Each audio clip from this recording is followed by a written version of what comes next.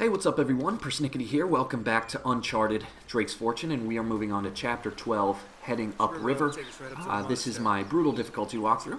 Of course, you just finished a firefight which ended Chapter 11, so feel free to scavenge any ammo you need, look around for grenades. I don't think there's any grenades, but the good news is about this chapter is Elena is actually the one firing the gun, and you'll have infinite ammo. Now, the jet ski can be a bit difficult to get used to at first.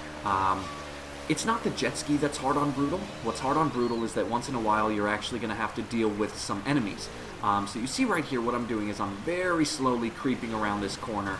You're going to want to shoot the explosive barrels before they get close enough to you, because one, foul blast and you'll die. So that can suck. But you can see here you can actually blind fire as well. But so you see here's our first enemy, and I was a bit hasty. I ran up there faster than I should have.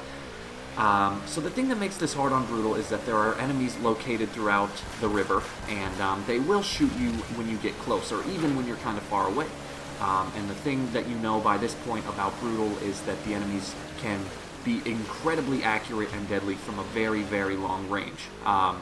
And to make it all worse, unlike the other levels, the river here is actually flowing. We are going against the current, and so that makes it a bit harder, as opposed to, the previous levels where we were in the jet ski, we were always in still water. So that's what makes this a bit more challenging.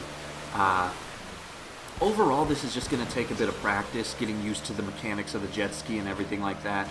But for some general tips, one is kind of move up incrementally. You'll notice that I'm not just foot on the gas pedal the entire time. I'm kind of leaning forward a little bit, scoping out the area, and then going a bit more forward. And you see, like right there, I actually killed an enemy from really far away.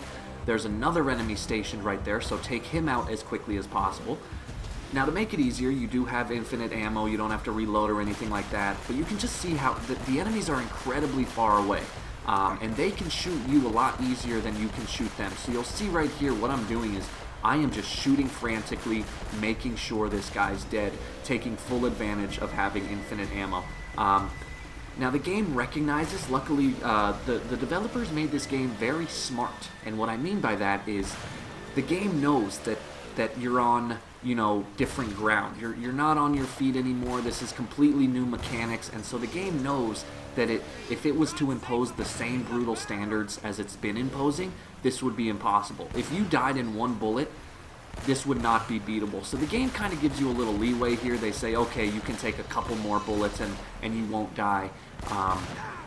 It's something that we've seen throughout the game. We saw it in Chapter 1. We saw it in the other jet ski sections.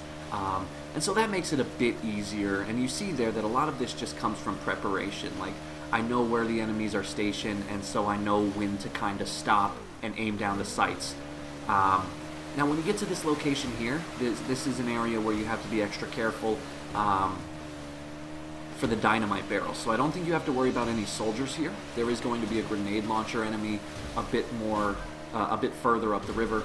But you can see here that we're really fighting against a strong current now, and you really have to keep an eye out for these explosive barrels, especially as you are going up a little waterfall, because you can't really see if there's a barrel right at the top or not. So you got to kind of be patient, creep your way up, make sure it's safe, and then you should be fine. Now, you see that an explosive barrel actually just exploded in the distance. I think I got a bit lucky. I think an enemy accidentally shot the barrel and killed themselves.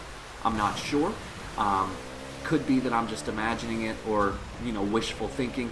But the main threat of this area is that there is a grenade launcher enemy, and you can see here that it's actually really difficult to power the jet ski across this current. But eventually you'll see this grenade launcher guy here, and you just got to take him out as fast as possible. And again, it's a bit harder because you're fighting the current that's taking you downstream. But again, you have infinite ammo, so really just lay into that guy with as many bullets as it takes. And then once he's out, there's only a couple more guys to worry about. Make sure you get up this little ramp before you start shooting, otherwise you're just going to fall back down way too quickly. So you can see there's an enemy here, there's the one we'd already killed, and then there's going to be one up directly to your left, so make sure you take him out. And then as you creep up a bit further, there are going to be a couple more enemies at the end of this area, so you can see another grenade launcher guy right here. one piece of advice I could recommend is sit close to your TV here. My TV screen that I play on is actually kind of big, so when I play at far distances, even when I play, my TV screen I think is like 52 inches, but when I play at far distance, it's still hard to see these guys. So if you're playing on like a monitor or something much smaller, sit close, because these guys are going to be hard to pinpoint without, your vision right up there. But anyway, there you go, guys. Thanks for watching. Like and subscribe if you get the chance, and I will see you in Chapter 13.